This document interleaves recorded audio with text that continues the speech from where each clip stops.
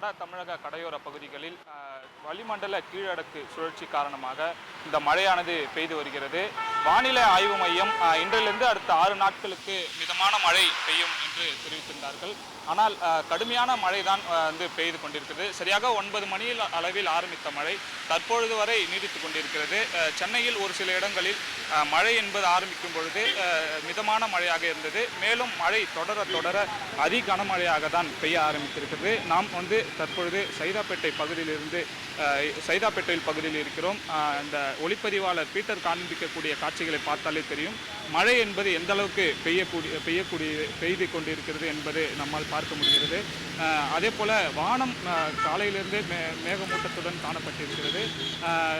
காணப்பட்டிருக்கக்கூடிய இந்த நிலையில் கடுமையான மழை இப்போ பெய்து கொண்டிருக்கிறது. வெயில் நம்மளை எல்லாம் மாட்டி வதைத்து கொண்டிருக்கக்கூடிய சூழலில் இந்த மாதிரியான ஒரு மழை என்பது அனைவருமே சற்று இளைப்பாறு செய்யக்கூடிய ஒரு வகையில் தான் இந்த மழையானது இருக்கிறது.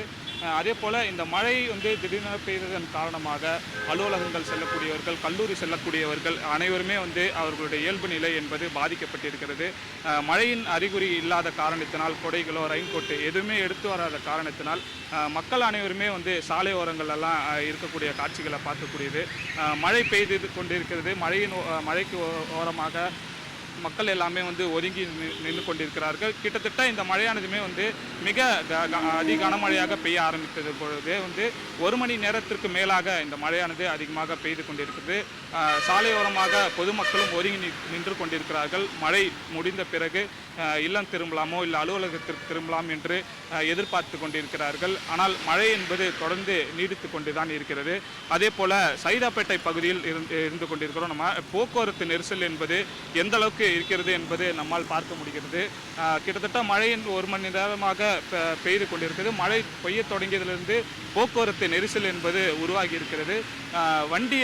வாகனங்கள் எல்லாமே சிறிது சிறிதாக தான் நகர்ந்து கொண்டிருக்கிறது.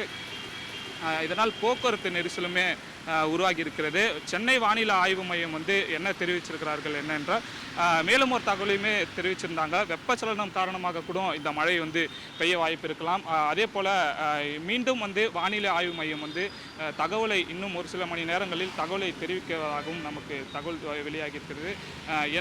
இந்த மழை என்பது 6 நாட்களுக்கு மேலாக நீடிக்குமா, இல்லை 6 நாட்களுமே மிக முதல் அதி கனமழை பெய்யக்கூடுமா என்பதெல்லாம் வானிலை ஆய்வு மையம் அதிகாரப்பூர்வமாக ஒரு தகவலை வெளியிட்ட பிறகு தெரிய வரும்.